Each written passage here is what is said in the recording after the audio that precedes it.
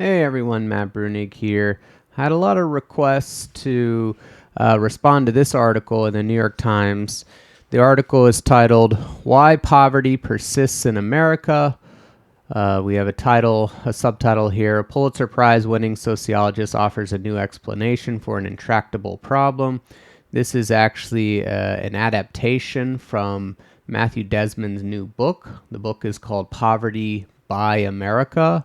Apparently, it's going to be published in 8 days.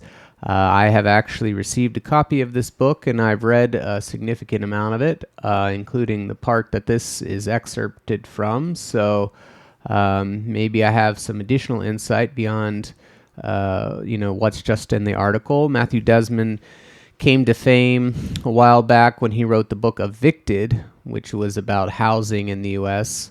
I did not read that book, but from what I gather, what really is his kind of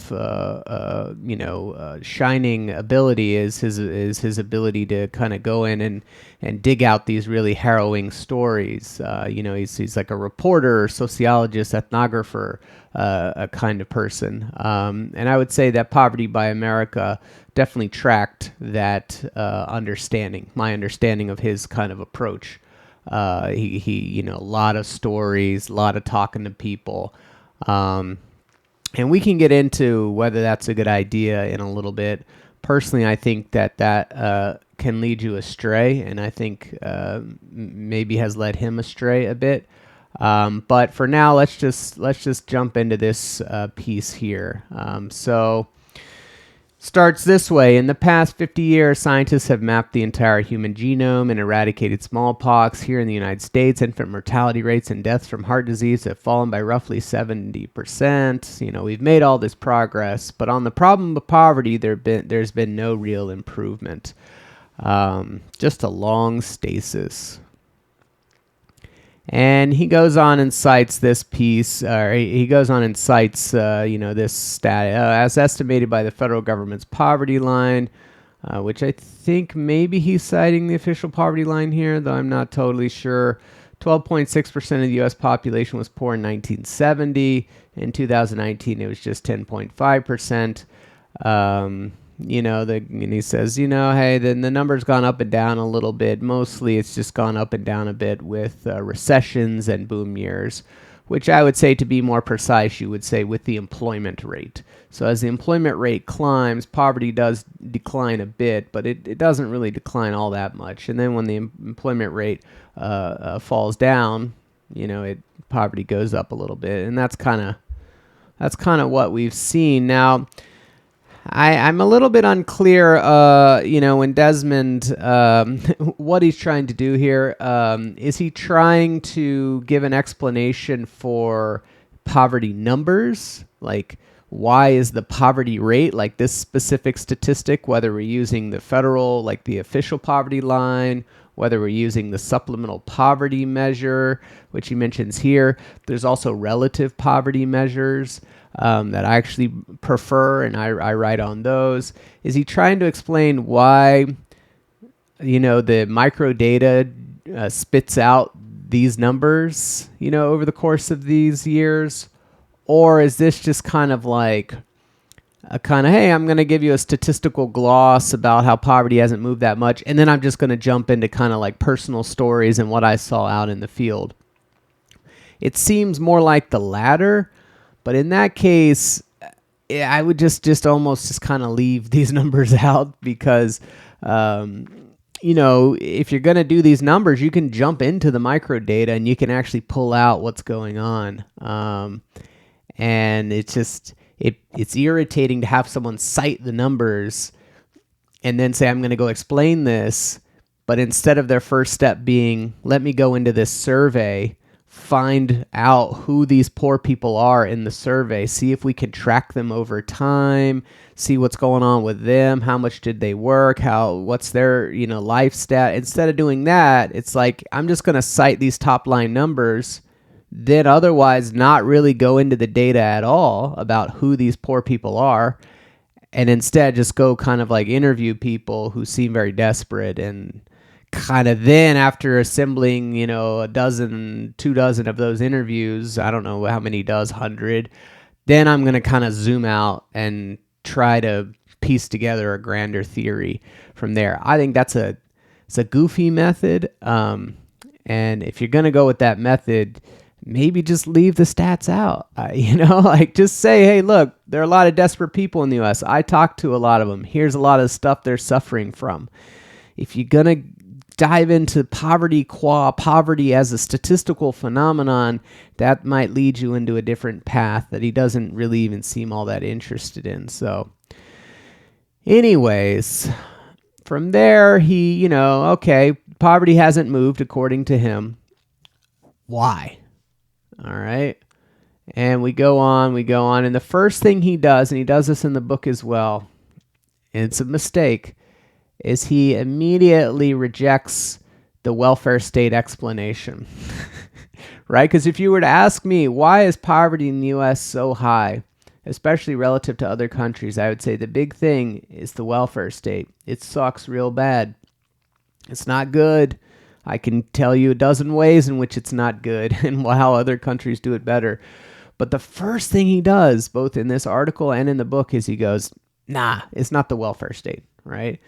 So he goes, I know you guys all talk about the neoliberal turn and there's been these cuts and whatever, but actually, we've really done a lot to increase spending on the poor, right? So spending on the nation's 13 largest means-tested programs, which is aid reserved for Americans who fall below a certain income level, went from $1,000 a person, Reagan was elected, to $3,400 a person 1 year into Donald Trump's administration, a 237% increase. Of course, this may not be enough in and of itself to have changed poverty, right? Because the poverty level increases with inflation, and the inflation index that's used to adjust the poverty line is the CPI-U, and the inflation index that's probably used to adjust these numbers, though I didn't look this up, is probably the CPI-URS. The CPI-URS trails the CPI-U, whatever. Anyways, from here, he goes, yeah, most of this was Medicaid, and Medicaid's not really a poverty reducer in the traditional sense, right?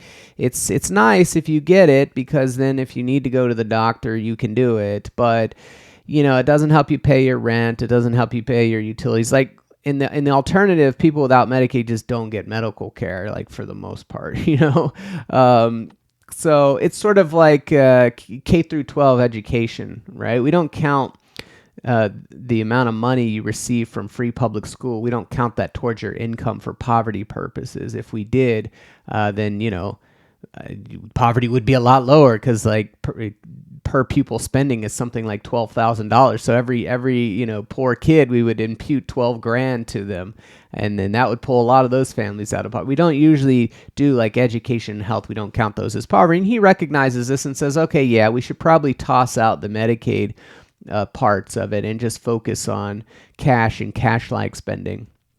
But he goes, look, even if we exclude Medicaid, it's increased by 130% from 1980 to 2018, from $630 to $1,448 per person. Again, this is $800 over the course of 38 years. What is needed to get along in this society over the last 38 years, I would say, is you need more than $800 extra to get along in the society from those periods. So to be like, I can't be the welfare state. Look, we've increased the welfare spending by $800 in 38 years. That already, you're not convincing me the welfare state's explanation is no good. But also, he makes a mistake here, and this is a mistake a lot of people make. And in fact, I think I did a video on this. I think it was called "The Trouble with Analyzing Redistribution." Is a lot of people think means-tested programs, and these are programs, that you have to have income or wealth below a certain level. A lot of people think that those are like the poor people programs. That those are that's how you knock out poverty. is you have these programs where you target aid to people who are poor. But in fact, the countries with the lowest poverty rates don't rely that much on means-tested programs, right? The programs that knock out the most poverty are not those that are targeted at their poor. That's true not only in other countries, it's also true in the U.S. The biggest poverty-reducing program in the U.S. is the Social Security program, with its old age benefits, disability benefits, and benefits for surviving spouses and children. That is not a means-tested program. It doesn't show up in these tallies of means-tested programs. It is the number one poverty-reducing program in the U.S. by a large margin, not a means-tested program. But let's look at some of these means-tested programs, because I think even when you're looking at these programs, it's quite misleading, right? I just pulled this from this report. I was just, let's see what the CBO, hey, we've got a list of means-tested programs. The numbers in this report, the numbers don't matter. I just wanted a list of the programs that he was, probably talking about, all right? So let's start with these means-tested. First, we have the healthcare programs. We already talked about that. Healthcare, again, I don't know. Do you want to start counting K through 12 school as income? People don't usually count healthcare and education as income because you can't use it to pay your bills, right? It's good. I'm not saying it's a bad thing, but it's not usually counted in these poverty measures. Certainly not in international poverty measures, not in the official poverty metric, not even in the supplemental poverty metric, except insofar as public health insurance might reduce out-of-pocket medical expenses. But anyways, so these are really the ones he's talking about here, these income security programs. And it's really these. These are the big changers that we've had, right? So what's really happened since the 90s is they cut aid to families with dependent children, which was benefits for poor single mothers, and they kind of replaced it with these two programs, right? And over and over again, I've seen people be like, oh, see, it wasn't really a cut. Yeah, AFDC went away, but we got these programs, and these are basically also benefits for lower income children. Fucking wrong. The earned income tax credit and the child tax credit phase in based on income. What that means is that if you're really poor, you don't get any benefits from these programs. AFDC, if you were really poor, you got benefit. In fact, that was sort of the only way to get a benefit. These programs, what they do, the federal government basically matches your earnings, how much money you make for the parent. They match those earnings like by a certain percentage up to a certain earnings level, right? So the more money you earn, the higher wages you get, like working in the labor market, the more benefit the government gives you, right? So they call these means-tested programs because at a certain point they phase out, but they also phase in, right? And if they're phasing in, then they're really skipping the poor. But they'll just take these dollar amounts for these programs and be like, yep, that's a poor person program. We really expanded benefits to the poor. And it's like, this is a program literally designed to exclude the poor, especially the poorest people. It's designed to proportionately exclude the poor in proportion to how poor they are. That's the design of the program. They do this intentionally because they think it'll incentivize people to work and whatever. But that, to me, counting this as the welfare state's just humming along and expanding, counting phased-in programs towards that conclusion, that's a joke. That's a joke. That's not right. Supplemental security income was actually cut dramatically in the 1990s. The eligibility for it was. SNAP is probably the only exception to this. Food stamps have expanded some, so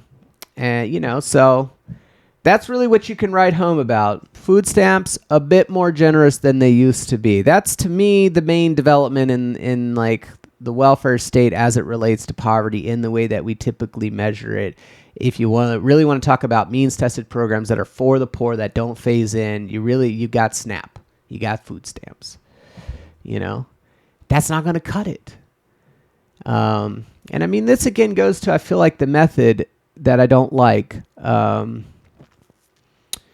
If you want to figure out why poverty is high in the U.S., here's my method. I go to a country where poverty is not high, and I say, how does that country differ from our country? Specifically, in the design of their economic system, what are the major differences? What he does is he goes, let me consider this welfare state idea. I read a CBO document that actually says means tested programs go up. Those are the poor people programs, right? So if poor people programs are going up and poverty's not falling, then it can't really be the welfare state. And it's like, no.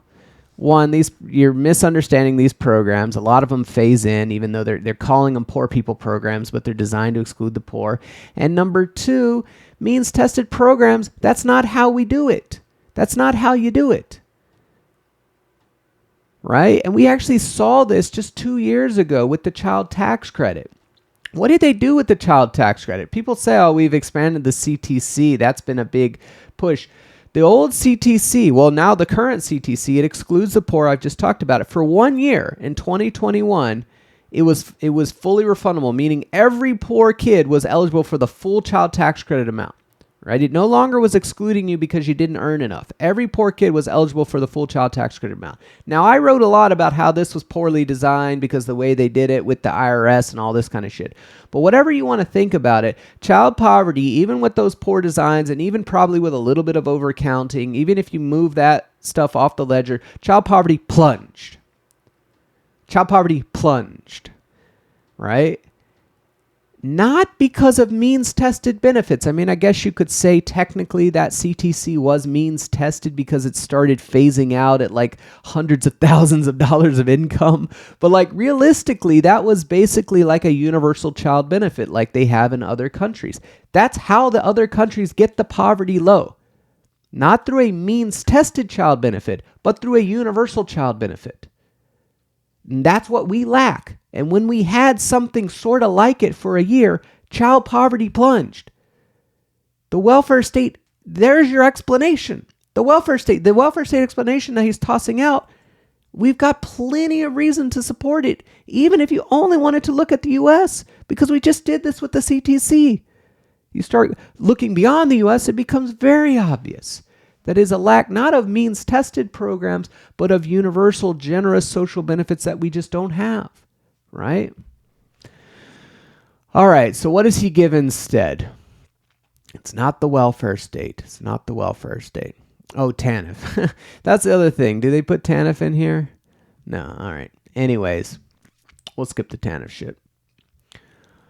All right, so here's my theory. Here's his theory. His theory is exploitation. He actually basically gives 3 areas of exploitation as he notes it, right? The first is the labor market. The second is in housing. He thinks that poor people are overcharged on their rent, maybe. And then the third one is financial exploitation. You know, poor people pay more for financial services than rich people pay. That one is very certain.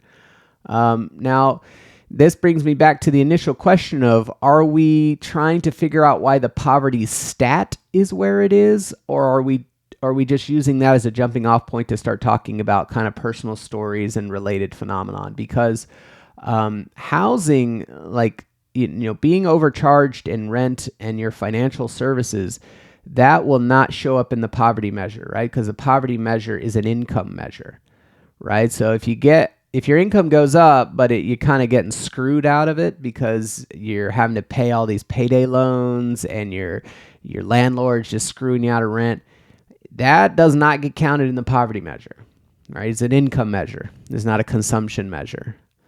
And those would go on the consumption side of things. Even then, in the consumption measures, they would still count that as consumption. So fair enough if you want to say those are problems that afflict lower income people.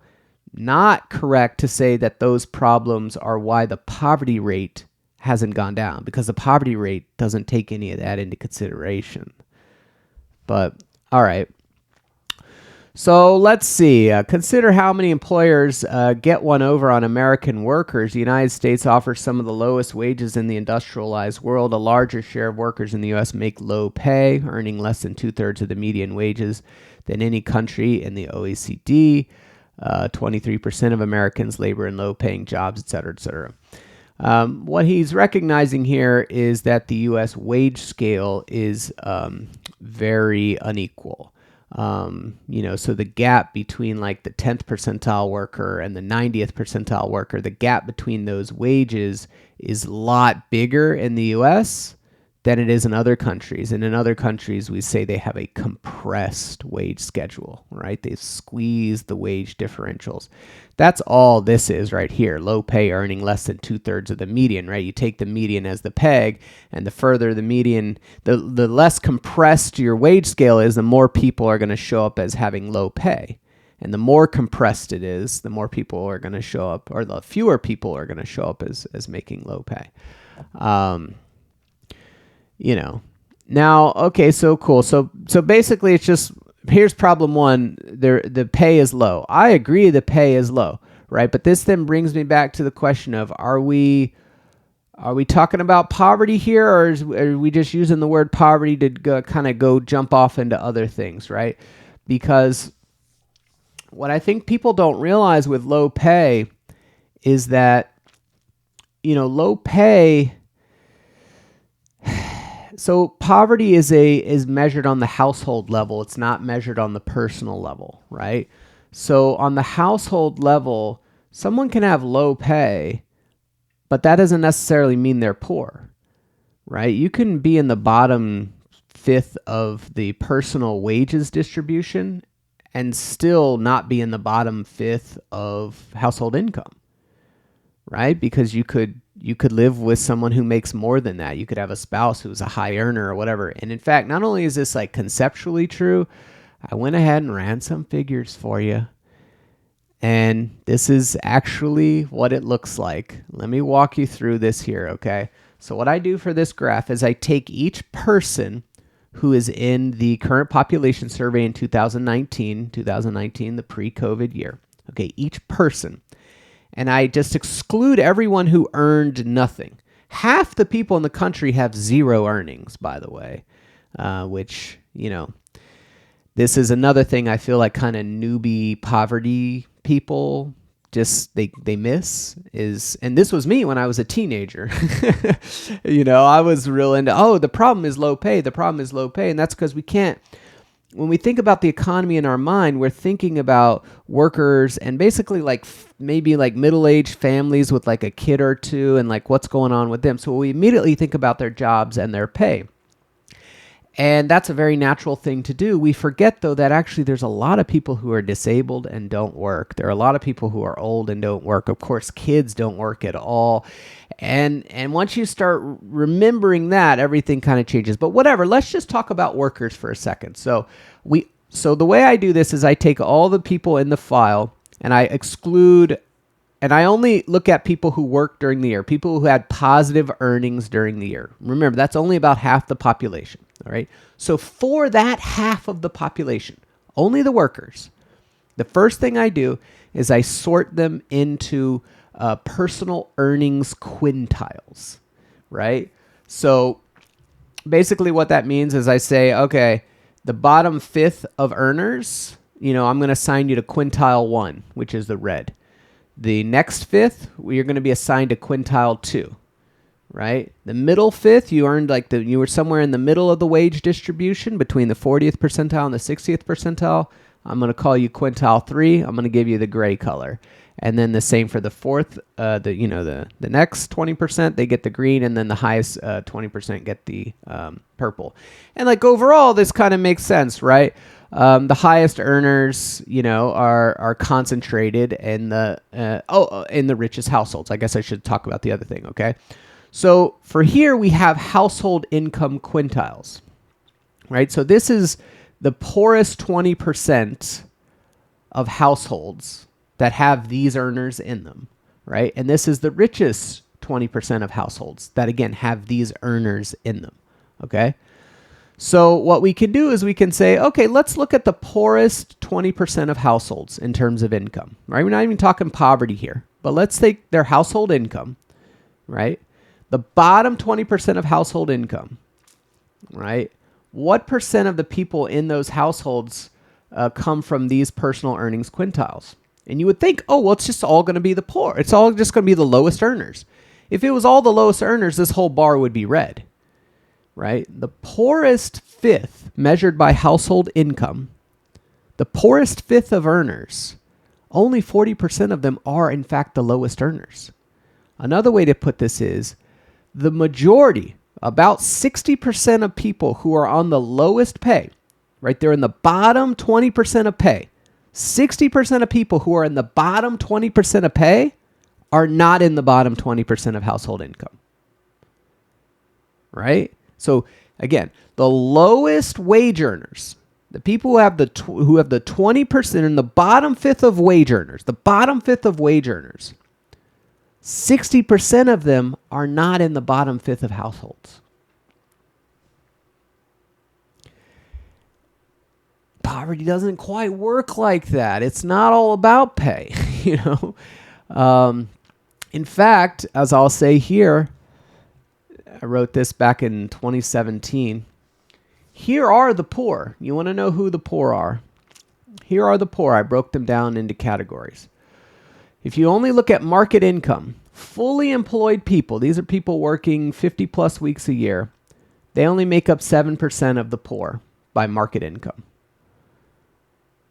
For disposable income, it's 9% of the poor. So people who work full time are only 10% of poor people. The other 90% do not work full time. And most of them don't work at all, right? We can also look at the poverty rates here, right? So here are the poverty rates of people who earned even just $1 during the year. It's 7% by market income, 5% by disposable income. And then here are people who didn't work at all during the year. 35% poverty by market income, 20% by disposable income. It's the non-working that is the issue. Now, of course, you say, oh, so the problem is we need to get them to work. But then you go and you look at who the poor are and you go, oh, it's kids, it's old people, it's disabled people, it's students, it's, to a lesser extent, carers and the unemployed. It's people who find themselves in these non-working statuses who don't have low pay, they have no pay. Where the poverty comes. And that's also where the welfare comes in, right? That's why the child tax credit, when we had that 1 year where everyone could get it, that's why it was so effective at reducing poverty. This is why Social Security is so effective at reducing poverty. Look at the elderly. They make up almost a third of the market poor. This is why Social Security is so effective at reducing poverty. Look at the disabled. The disabled and the elderly make up 47% of the market poor. You bring in the kids, you're talking about 70% of the market poor. Kids, old people, and disabled people, that's 70% of the market poor. You give them universal benefits, not means-tested benefits, and you go a long way to fixing poverty. We've kind of done that with old people and disabled people. We need to do more with disabled people. We don't have it for kids, and that's where you find a lot of it. So the low pay explanation, again, I'm with you, but are we talking poverty or are we just talking kind of like people who are on the bottom in some respect? Notice here, in the richest fifth of households, the top 20% of households, 11% of them, 11% of workers who are in the top 20% of households, 11% of workers who are in the top 20% of household are in the bottom 20% of the wage distribution, right? Probably they live with a spouse who makes a lot of money, right? That's not poverty. I think that pay should be increased, but that's not poverty. Are we talking poverty? Are we talking wage scales? Because they're not the same thing. Poverty is a family phenomenon. It's a household phenomenon. It's not a labor market phenomenon inherently. The wage scale does not map directly onto poverty. All right. Then he goes on. It's just got a lot of irrelevant shit, right? He's like, look, we used to have unions, in the U.S., and now we don't. And he's right. Unions have fallen a lot. But as he noted, poverty was high when we had unions. Right? Right? That's how he starts off the piece. He's like, poverty really hasn't fallen at all. It's kind of stayed steady. And he's like, maybe if we had the unions back but poverty was high then.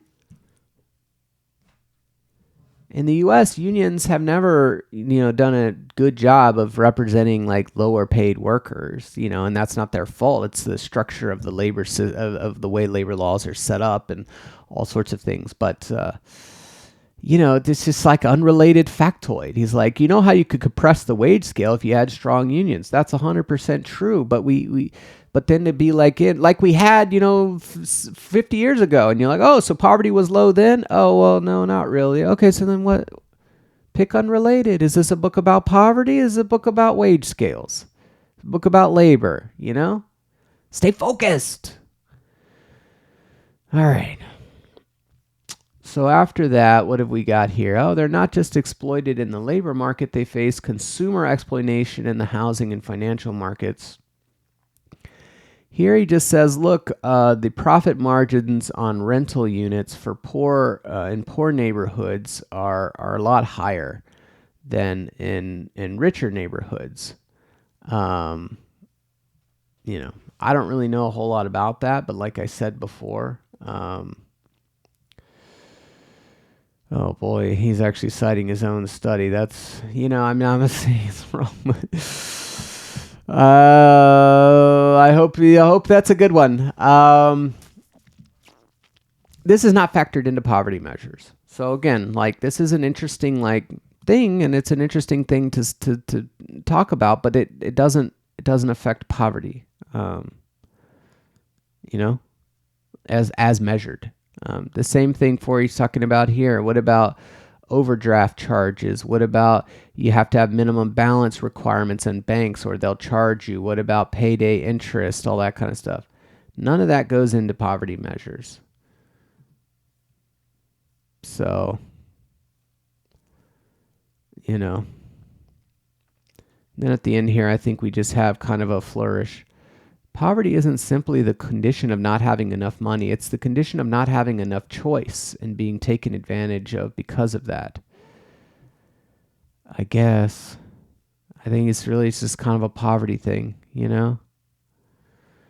Anti-poverty programs work. Each year, millions of families are spared the indignities and hardships of severe deprivation because of these government investments. But our current anti-poverty programs cannot abolish poverty by themselves. True. Yeah, I mean, that's because they suck. They're fucking awful. There are other countries, they have other programs and they work. Like they work very well.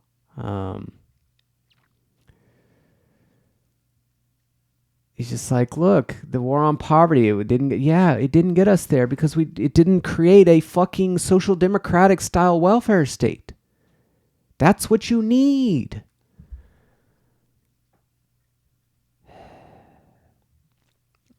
This means we don't just need deeper anti-poverty investments, we need different ones. Policies that refuse to partner with poverty policies.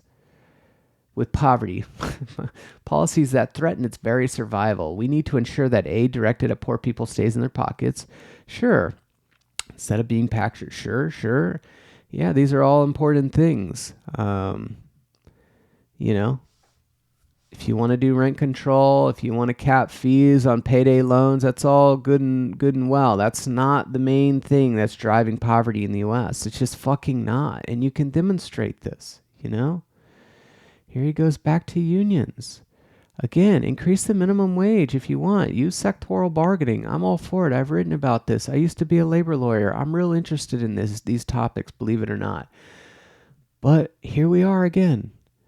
Low pay is not the same thing as poverty. Most people who are on low pay are not in the bottom 20% of households. The majority of people who are on low pay are in the top 80% of households. Pay is not the same thing as poverty. Poverty is a family measure. Pay is a personal measure. Could also pave the way for more Americans to become homeowners. Fucking George Bush tried that. It didn't work. I mean, I guess it worked, but it had some negative outcomes.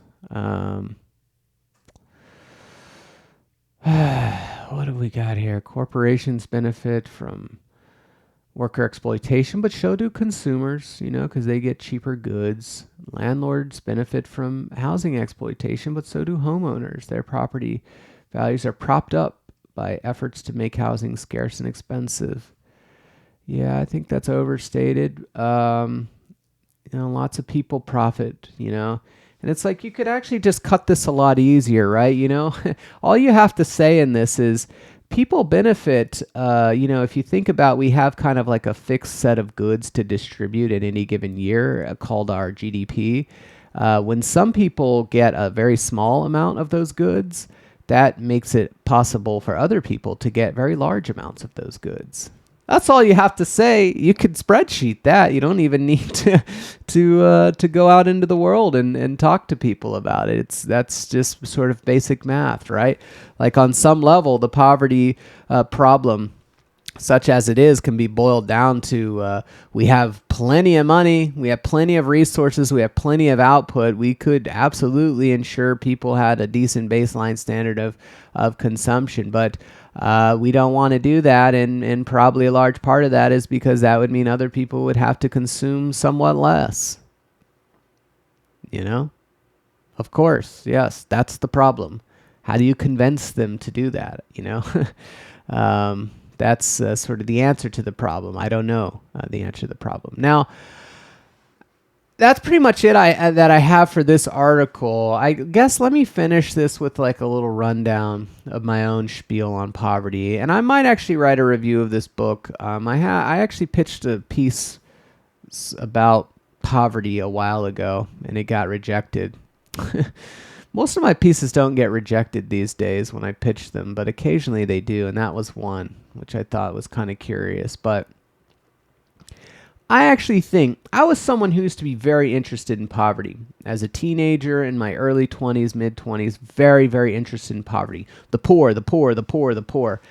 And as I've gotten more knowledgeable, I plug away at this topic for hours and hours every day for literally a decade. It's an obsession. It's an obsession I have. Initially with poverty, with inequality, and all that kind of stuff. And what I eventually figured out is that poverty and anti-poverty is kind of a dumb thing to focus on. And it's kind of a dumb thing. It's kind of a dumb category in many ways, right? Because what we do is we try to say, here are people who are like on the bottom of the ladder in some way, some kind of cut. It's always some arbitrary line. And we go, those are the poor. And we're going to bring all of these people together, and we're going to look at them and analyze them and be like, this is a group, and we can think about this as a group, the poor. But the question is that really a coherent group that avails itself to any kind of decent analysis, right? Because you can group people in all kinds of ways, but that doesn't mean that group makes sense as a group that you can make like broad claims about. And what I figured out with the poverty thing is that poverty, what you have in a society, a capitalist society, is you distribute income using factor payments, meaning payments to labor and capital. The problem is about half the population at any given time does not have access to these payments directly. And that's these folks here. Children, old people, disabled people, people who aren't working, these non-earners. These are the people who didn't work at all in a given year and who therefore don't really get any money from the market directly, right? And what happens is those people will wind up in poverty. I should put it this way. Those people cause a lot of inequality in society because any given family, even if everything is equal, even if everybody who worked made the exact same pay, you're going to have high amounts of inequality because think about, like, for example, a single mother who has like 3 kids and compare that person to a dual income, a dual worker family that has no kids, right? Like a dink. The dink is going to have, even if they make identical wages, the dink is going to have radically more income, right? Because they're going to have 2 times the wages because each of them are me, right? And they're only spreading it across 2 people, right? So we have 1x spread across 4 people, which is 0.25x, and then we have 2x spread across 2 people, which is 1x, right? Am I doing that right? Yes. So the dink has 4 times as much income as the single mother, even though wages are exactly the same between the 2 of them. And so what you have are these non-earners in society, and they cause a lot of inequality because they're not equally distributed across families. And poverty is just kind of like the low end of that phenomenon, right? If it's sort of like the people who in a given year have just a lot of people who aren't working in their family, maybe because of unemployment, maybe because they're both retired, maybe because they're disabled, whatever, right? The people in a given year who happen to just have a very large share of people who aren't working, they wind up poor. That's really how it goes. So if you have a lot of kids, maybe you have so many kids that it overwhelms your pay and you wind up poor, right? Or maybe you're doing all right, but then you lose your job, you're out of job for 6 months, and that's enough to make you poor. Maybe you're doing fine, but you get a disability, you can't work anymore, now you wind up poor. Maybe you get old and you retire and then you wind up poor. You don't, because we have Social Security, but if we didn't, a lot of those people would be poor, and a lot of them were poor before Social Security. That's all that's really going on. And the poor, we like to think of the poor as this like entrenched group, right? Like there's the poor is like the same people each year. It's this group of people, the bottom of society, and they're poor this year. They'll be poor. They were poor last year. They'll be poor next year. They're going to be poor and poor and poor over and over and over again. That's not how it works, right? And I produced this graph to illustrate this. So here we have the same kind of concept as the last graph, where I'm doing these like 2 quintiles, like things. But on the bottom here, each of these bars represents the 2018 income quintile. So this is the bottom 20% in 2018, and this is the top 20% in 2018. Okay? So the question is, where do these folks go in 2019? Right? So what percent of people in each 2018 income quintile, percent of people in each 2018 quintile who are in each 2019 income quintile? It's a very confusing kind of thing, but it's the easiest way to put this all in one graph, okay? So all these people in this graph, they were in the bottom 20% in 2018. And the color represents where they are in 2019, right? So half of them remain in the bottom half, or in the bottom 20%, right? But the other half, about 45%, they are no longer in the bottom 20%, right? So for half of them, yeah, they were in the bottom 20% in 2018, and then in the bottom 20% in 2019, right? But then for the other half, right, they went up to the second quintile, the third quintile, the fourth quintile, the fifth quintile. Half of them got out of the bottom in 1 year.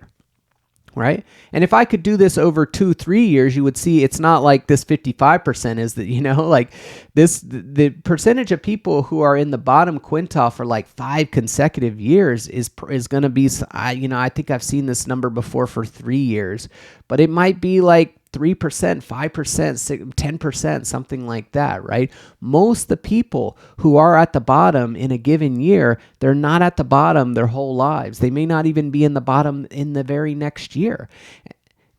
And some people go, see, so therefore we don't have poverty. And it's not that we don't have poverty, it's just that your understanding of poverty as afflicting a specific group of people called the poor, who you define by their income, is a mistake.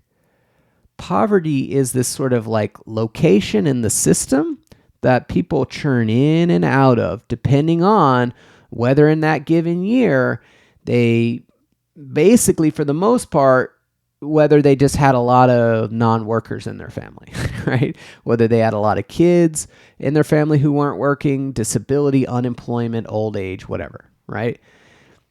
Given that, to me, it's so much clearer to just ignore poverty in a way and just focus on these categories of non-workers, which also then aligns very well with the welfare state, right? So what we have is a problem in capitalism with getting money to people when they get very old, right? Because they get very old, they can't really work anymore. That's a problem we have, right? That's not the problem of poverty, it's the problem of old age. We also have a problem getting money to people when they become disabled, right? Because you can't work anymore, right? That's not a problem of poverty, it's a problem of disability, right? We also have a problem with kids because they can't work. They're banned from working, got no way to get money from the market. That's not really a problem of poverty. That's a problem of childhood, of just the phenomenon of having children in a society who cannot work, right? We have also issue with students. We have issues with home caregivers, right? And you can and if you want to talk about one thing, you have a problem with non-workers, with getting money to people who aren't working. That's the problem we have. And on the low end, that problem in a given year, you can group all the people who are kind of on the lowest of the low end of that problem, and you go, there's your poverty. But that's not going to get you very far analytically. You're not really going to learn a whole lot about what to do if you're focusing on that group of people at the bottom. You're going to get very far if you focus on the old, the disabled, the children, the students, the caregivers, and the unemployed, right? You're going to get very far. In fact, once you get there, you immediately go welfare program for all 6, universal welfare program for all 6. You do the universal welfare program for all 6 of those groups, you'll get to Nordic levels of poverty. You'll get there. You'll get down to single digit poverty, no fucking problem, right? Low single digit poverty, no fucking problem, right? And there may be a few little niggling things here and there that you got to deal with, but that's it. And so in a way, I feel like the book just, it makes all the mistakes of all the poverty stuff that I've seen over the years, and that I would have made those mistakes when I was 17. And I don't mean to dunk, but I've been obsessed with this topic for that long. And that is an introductory, that's where you go when you start it. And I feel like if you keep going, you eventually get to where I'm at now, where I'm that whole anti-poverty stuff that we started 40 years ago, big mistake. It's confused everyone about the nature of our problems with income security in our society. It is not a problem of poverty as a discrete group of people. It's a problem of these categories of populations that don't work, and you just got to get the welfare state situated for them. And if you do that, you're going to fix your poverty problems without ever even having to focus on poverty. You don't even need to ever focus on it, and you'll fix your poverty problems. That's what's so neat about it. And that's what made me ultimately kind of be I'm done. I'm done just making poverty stats. I mean, look at this graph. Look how much people bounce around year to year. Look how different the bottom is year to year.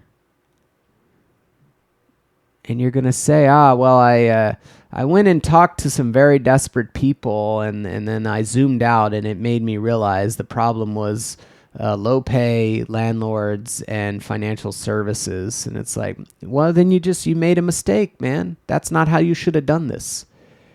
Right? And, one day one day I'll write my own book, I guess, but I really would like to make the case that this tendency that we have that I think is very popular maybe for the moment, which is collecting stories and zooming out from there, that's a dumb way to do analysis. That's actually not a good way to do analysis. That might be a decent way to get some kind of exploratory information, but if you want to understand a distributive phenomenon, which is kind of most the shit I'm interested in. If you want to understand a phenomenon about how things are distributed across the population, you really want to put the whole population out in front of you and start thinking about the system, right? Just look at the whole system and think about, how does the system work? How does money